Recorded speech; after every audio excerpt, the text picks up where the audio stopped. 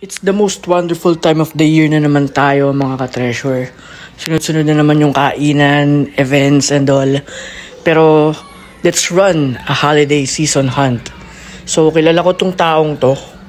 Let's try to hunt this one. Naalala ko nakita kita kung saan. Sige, hanapin natin kung saan.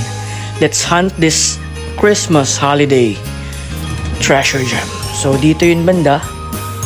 Natatandaan ko nung aking napansin mga ka-treasure, itong great treasure piece na to. So, muna tayo sa Festival Mall, akit tayo sa taas, hanapin natin kung saan natin makukuha tong ating treasure gem.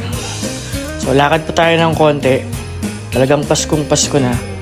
Kita nyo naman sa decor pa lang na napakaganda. Christmas here in Festival Mall. So hindi yun yung pinunta natin, pero let's go and walk a little bit more. So akit tayo sa taas kasi banda rito yun sa pagkakaalala ko. So akit pa tayo ng konti, dito yun banda, and feeling ko nandito na tayo. So dito siya nakita last time na naglalakad-lakad ako, and I know we can still find it here hopefully.